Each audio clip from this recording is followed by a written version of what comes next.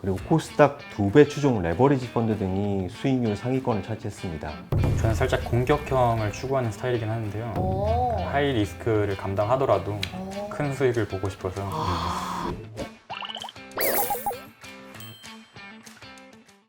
안녕하세요. 사람들의 다양한 고민을 툭 터놓고 해결하며 진솔한 이야기를 나누는 시간 내 집 마련 TV의 고민 털어놓는 집 MC 신진경입니다. 반갑습니다. 반갑습니다. 저는 펀드 판매와 운용과 관련한 자격증을 보유하고 있는 금융투자 전문가 곽장륜입니다. 전문가님, 요즘 경제가 심상치 않다 보니까 주식이나 가상화폐 같은 것들이 요새 유행처럼 좀 번지고 있는 것 같더라고요. 그러다 보니까 나만 투자 안 해? 투자 소외감을 느끼시는 분들이 좀 많더라고요. 그렇습니다. 요즘 너도 나도 금융투자 상품에 뛰어드는 경우가 많이 있는데요. 이런 상황 속에서 나만 투자를 안 하는 건가? 이런 식으로 느끼시는 분들이 많이 계신 것 같아요. 맞습니다. 그래서 오늘 전문가님을 모신 이유가 바로 여기서 나오죠. 직장인 월급 관리 1편에 이어서 오늘은 바로 2편을 준비를 했습니다. 사연자님 나와주세요. 안녕하세요. 안녕하세요. 반갑습니다. 네, 안녕하세요. 네, 자기소개 부탁드릴게요. 건설사인 현대엔지니어링에 재직 중인 1년차 신입사원 최지훈이라고 합니다. 신입사원이시면 혹시 우리 2화 영상 때 신입사원 꿀팁을 전수해 주신 분이실까요? 아, 네, 그때 그랬었던 적이 있죠. 아, 네, 반갑습니다. 그럼 우리 사연자님은 어떤 고민이 있으셔서 오늘 나오시게 된 거예요? 주변에서 주식이나 펀드나 이렇게 다 투자를 하고 있잖아요.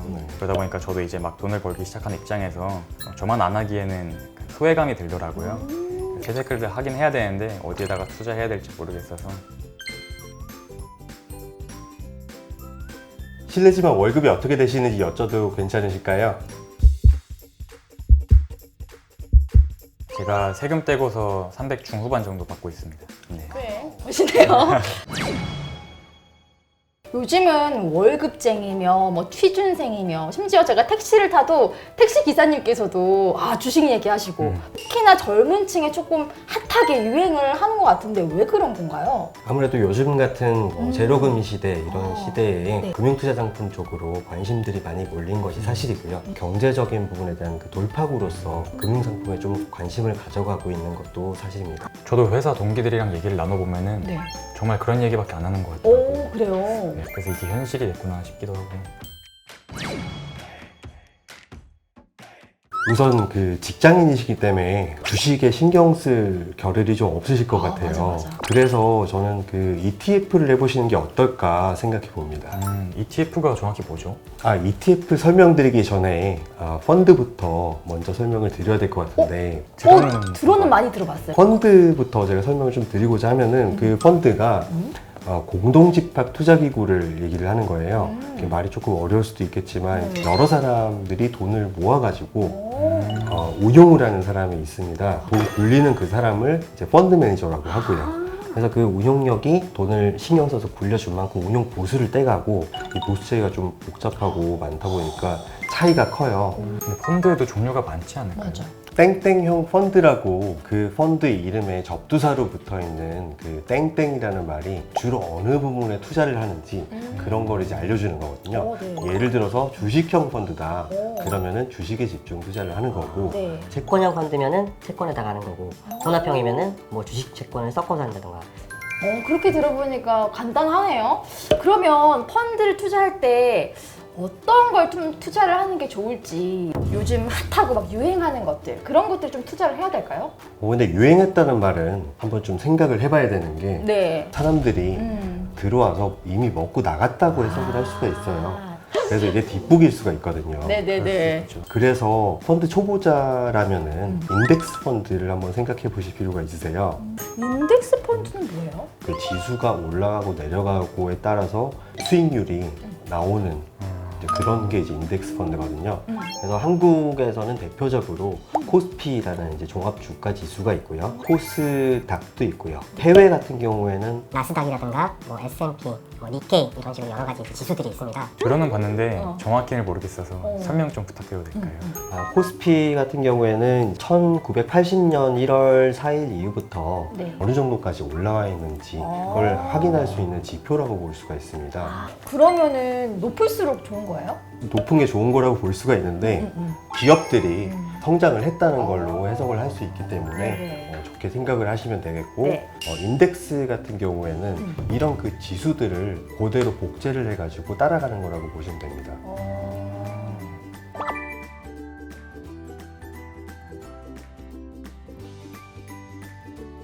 이제 펀드에 대해서는 좀 알겠는데 그럼 ETF 상품에 대해서 설명 부탁드려도 될까요? ETF라는 것은 Exchange Traded Fund라고 네. 그 상장지수 펀드를 말씀드립니다.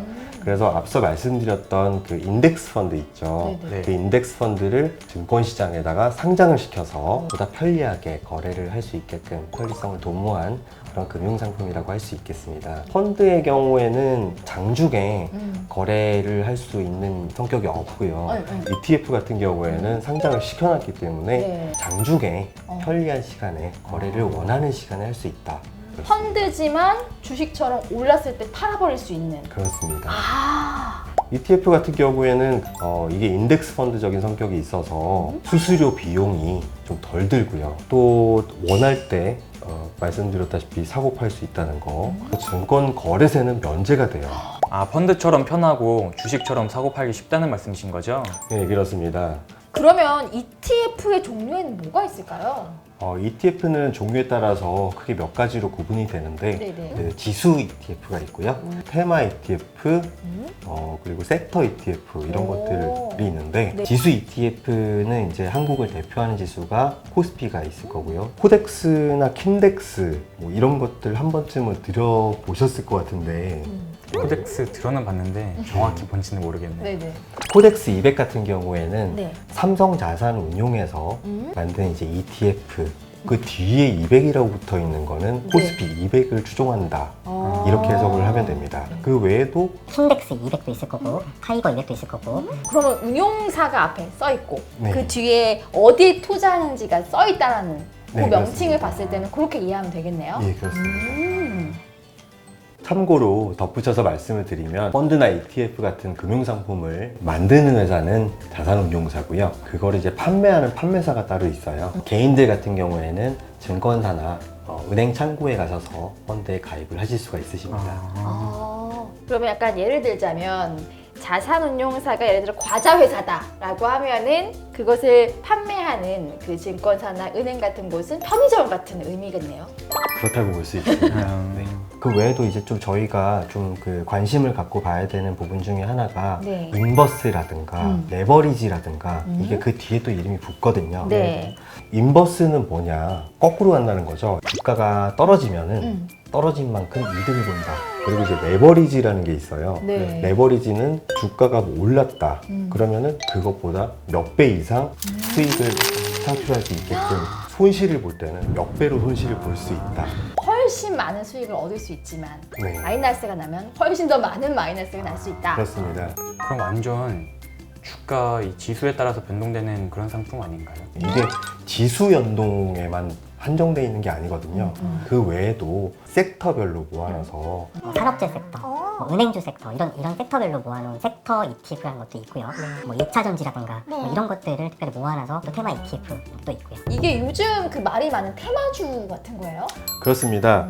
일단 내가 선택한 그 ETF가 네. 종목 구성이 어떻게 돼 있는지 그걸 확인하고 싶으시면은 해당 자산운용사라든가 아니면 네이버 금융 이런 쪽으로 검색을 해보시면 알 수가 있습니다.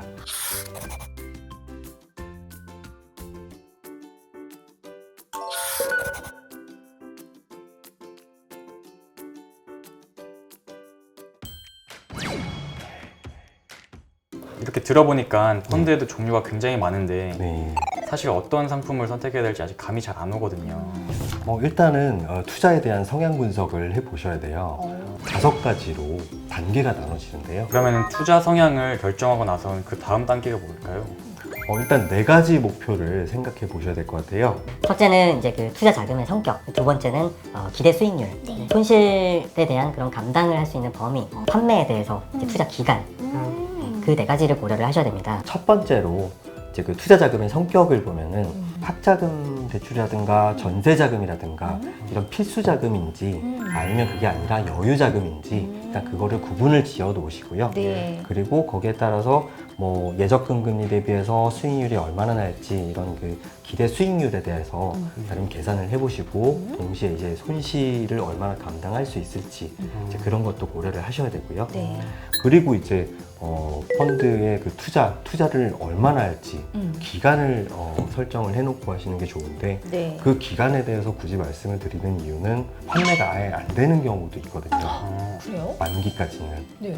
그래서 그런 부분들을 고려를 하셔야 돼요. 그리고 중도 환매를 한다. 그럼 거기에 대해서 또 수수료가 붙어서 나중에 보면은 예적금보다 못한 경우가 발생을 할 수도 있어요. 네네. 사연자님은 어떤 투자 성향을 좀 가지고 있으세요?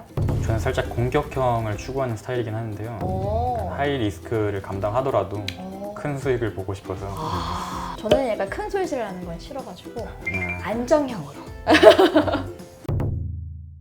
투자 목표를 설정했으면 그 다음에는 뭘 해야 될까요? 펀드를 선택을 하시면 되는데요.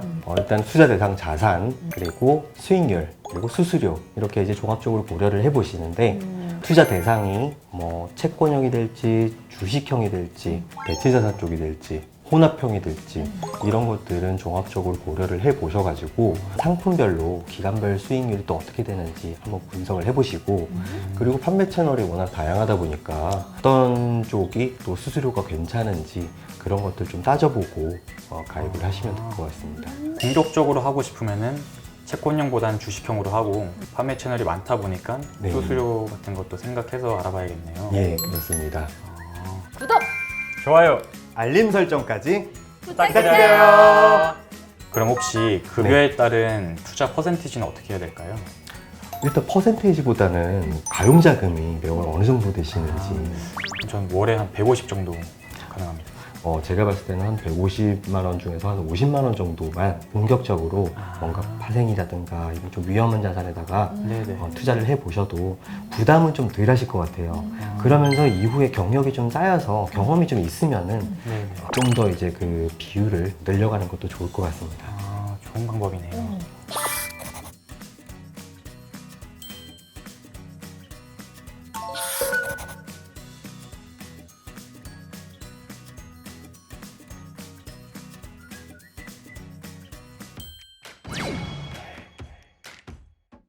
혹시 작년에는 어떤 종목들이 수익률이 좋았나요? 2020년 펀드 시장에서는 2차전지, 신재생에너지 같은 그 친환경 테마 펀드나 바이오 헬스케어 업종 펀드, 그리고 코스닥 2배 추종 레버리지 펀드 등이 수익률 상위권을 차지했습니다. 친환경 에너지의 그 중요성이 부각이 되어서 그런 걸까요? 그렇죠. 그런 상황에서 바이든 후보의 당선 등이 그 이슈가 있어가지고 이 종목들 주가가 급등했는데요. 네네. 전기차 배터리 관련 종목도 69% 정도의 수익률을 냈었고요. 와. 헬스케어, 배터리, 코스닥 관련 ETF들이 수익 상위를 차지했습니다. 경기가 회복되면은 혹시 어떤 산업군이나 종목이 좀 괜찮을지 추천 부탁드려도 될까요? 네네. 이제 원자재 쪽이 시장의 그 폭이나 이런 게 좀 좁다 보니까 상대적으로 적은 자금으로 좌지우지하기가 굉장히 쉬운 시장이거든요. 그러다 보니까 비금속, 비철, 뭐 에너지, 농산물 이런 상품 쪽으로, 커머디티 쪽으로 네. 관심을 두시고 투자를 해본다면은 이게 역사가 반복되는 거기 때문에 네. 과거의 선례를 봤을 때는 또 그런 상황이 오지 않을까 이런 생각을 해봅니다. 엄청난 꿀팁을 전수받은 느낌인데요. 오, 맞아요. 저도 되게 궁금했고 이런 얘기는 역시 전문가한테 좀 들어야 될 것 같아요. 근데 이게 그 단순히 이제 주관적인 견해일 뿐이지 이게 객관적인 내용은 아니기 때문에 참고만 좀 해주시면 될 것 네, 같습니다. 참고하겠습니다. 네. 사연자분 오늘 고민 털어놓는 집에 좀 찾아오신 소감이 어떠신지 궁금해요. 우선 1대1로 강의받은 느낌이라서 해결이 잘 된 것 같습니다. 집에 가서도 혼자서 공부를 해봐서 일단 인덱스 펀드부터 시작하는 걸로. 좋습니다. 오늘도 고민 털어드리기 성공이네요. 네. 저도 사실 궁금했던 내용을 오늘 같이 들어서 저의 고민도 좀 뭔가 해결된 듯한 느낌이 좀 들어가지고 그러세요? 너무 감사합니다. 감사합니다. 감사합니다. 오늘은 직장인 월급 관리 2편 펀드를 통한 재테크에 대해서 알아보는 시간을 가졌는데요. 전문가님, 오늘 사연자님의 질문을 또 받고 답변을 해주셨는데 오늘 어떠셨어요? 오늘 사연자분을 직접 찾아뵙고 고민을 듣고 솔루션을 제공해 드릴 수 있어서 보람을 느낍니다.